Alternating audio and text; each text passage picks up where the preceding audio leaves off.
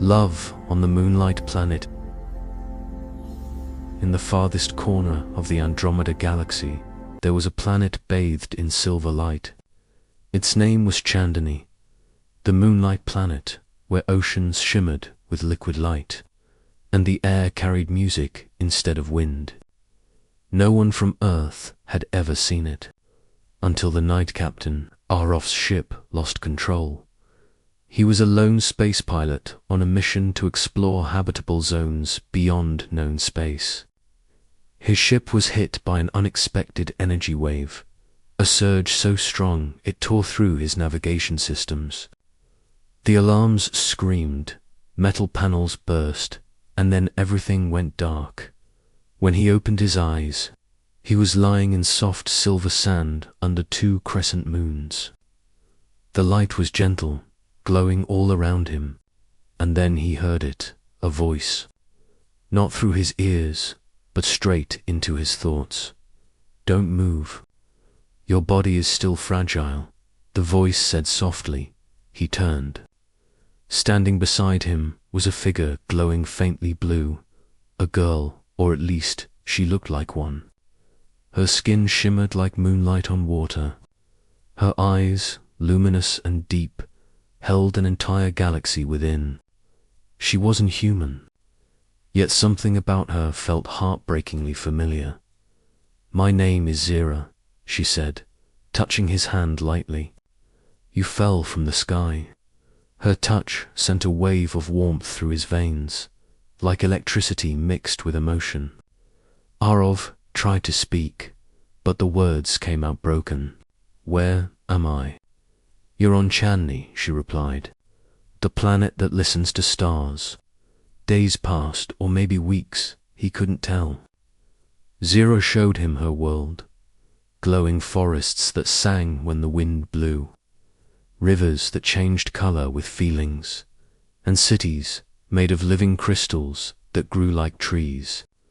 On this planet, everything was alive. Even silence had a soul.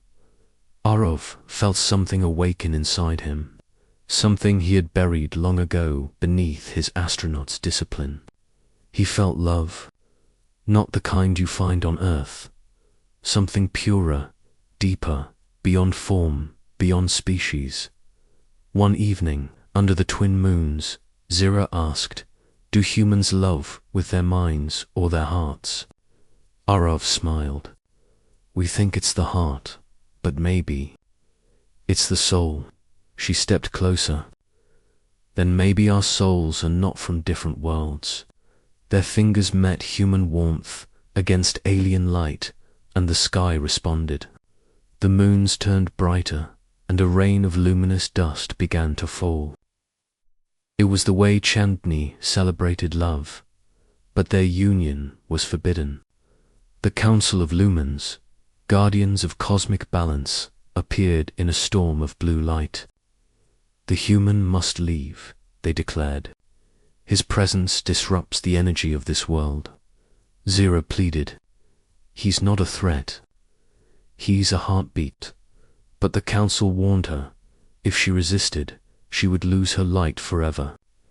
Arov was torn between staying with her or returning home. "If I stay, you'll fade," he said. Zero smiled through tears that shimmered like stars. "If you go, I'll never fade, because a part of me will go with you." Before the council could take him, she pressed her glowing palm against his chest. A surge of light entered his heart. He gasped, and the next moment, he was back in his spaceship, orbiting Earth. Everything seemed like a dream. Years passed. Arov became famous as the man who vanished in space. But every night, when he looked at the moon, a soft blue glow pulsed from within his chest, a heartbeat of light. He could still hear her voice, whispering across galaxies. Love doesn't belong to a world. It belongs to a soul. And somewhere on the Moonlight Planet, Zira stood beneath her twin moons, smiling at the stars, because she could still feel him every time the Earth rose on her horizon. *. 10 years had passed since Captain Aroff returned from the Moonlight Planet. To the world, he was a hero, the man who survived a cosmic disaster. But inside, he was hollow. Every heartbeat echoed with the faint glow of Zera's light that still pulsed within him at night. He would sit on the rooftop of his observatory, eyes fixed on the faint star cluster where Chandni shone like a silver tear in the darkness. He whispered her name sometimes, and every time he swore he felt a whisper back, faint, distant, like a memory carried by starlight. RF became obsessed with the idea of returning. He built what no human had ever dared, a quantum gate, a bridge made from folded light and gravitational echoes. Everyone warned him it was madness, but love doesn't listen to reason. On a cold night, as thunder rolled above his lab, he activated the machine. A spiral of blue light opened in the air, humming like a heartbeat, and then, with one deep breath, he stepped through. Silence, darkness, then the smell of silver rain. He had made it. But the world he knew was gone. The Moonlight Planet was dying. The skies were no longer glowing. They burned with ash and fractured stars.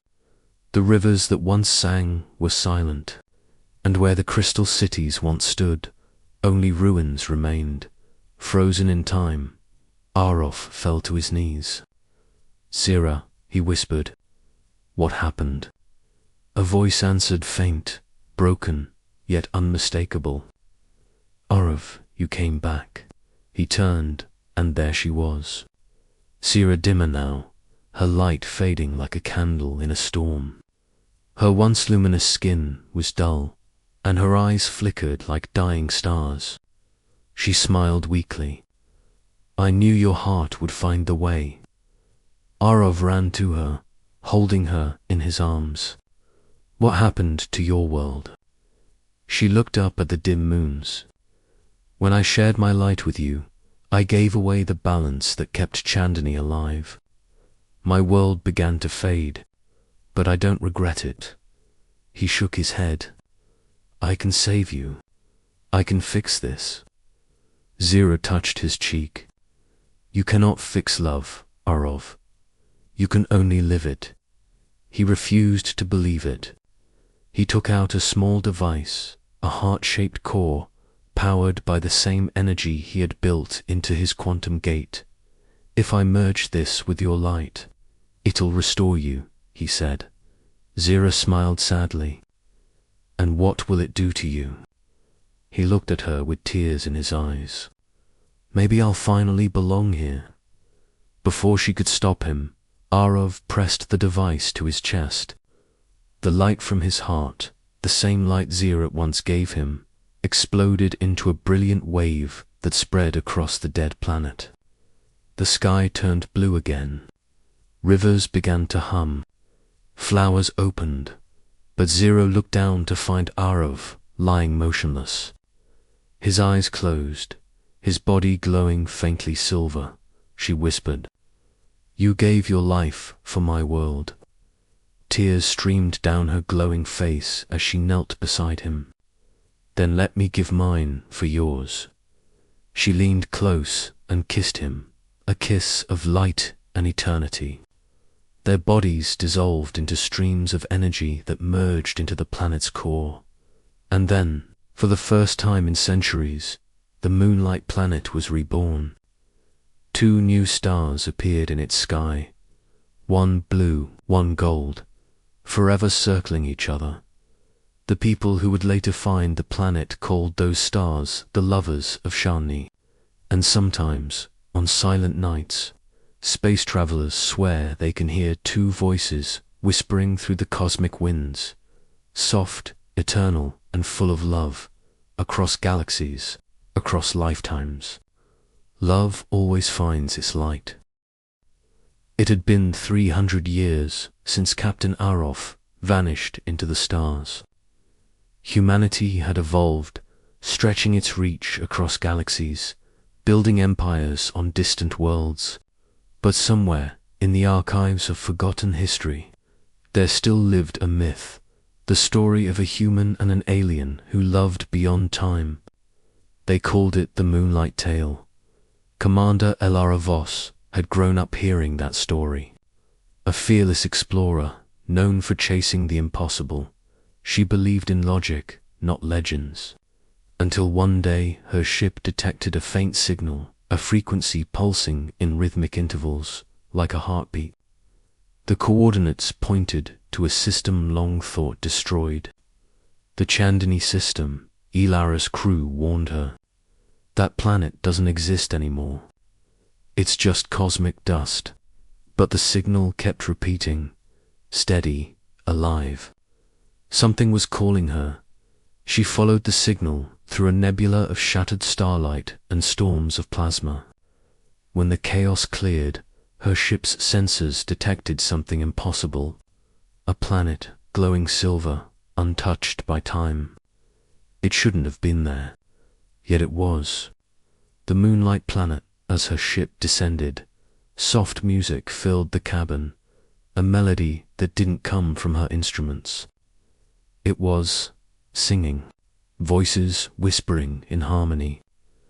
Elara closed her eyes, feeling her heartbeat sync with the rhythm. When she stepped onto the surface, the air shimmered with silver mist. The land was alive, vibrant, as though it remembered her. And there, at the edge of a radiant lake, she saw two statues carved from pure crystal, a man and a woman holding hands, looking toward the sky. Their eyes glowed faintly blue and gold. Elara walked closer, her voice trembling, Aravi, Zira. As she spoke their names, the ground beneath her shimmered. The lake began to ripple with light. A voice, soft, ancient, loving, filled the air. You found us. Elara froze. Who are you? The voice replied, We are the light that became this world. We are the love that refused to die. She fell to her knees. I thought you were only a legend. Another voice joined in, deeper, warm like starlight. Love is always a legend until it finds you. The mist rose around her, swirling like a gentle storm. She saw visions Arov and Zira, their souls merging, the planet awakening, their love breathing life into every atom. And then she saw herself, a child, born centuries later, with a faint mark glowing on her chest. The same light that once lived in Arov's heart. Zira's voice whispered, You are part of our story. You carry our light. Tears streamed down Elara's face. What do you want me to do? Arov's voice replied, Tell the universe what love truly means. Tell them that even in the endless dark, two souls can become a sun. As the mist faded, the statues began to glow brighter, and from the lake rose two beams of light, one blue, one gold, spiraling into the stars. Elara stood watching, her heart filled with warmth she couldn't explain. She returned to her ship and recorded her final message. This is Commander Elara Voss. The Moonlight Planet lives. And love. Love is the force that holds the cosmos together. Her message spread across galaxies, inspiring songs, stories, and new explorers. And somewhere, beyond the edge of time, Arov and Zira watched over her, two eternal lights in the sky, whispering to each other as they always had, across galaxies, across lifetimes, across stars. Love never ends. It only changes its form. The end, the Moonlight Planet trilogy,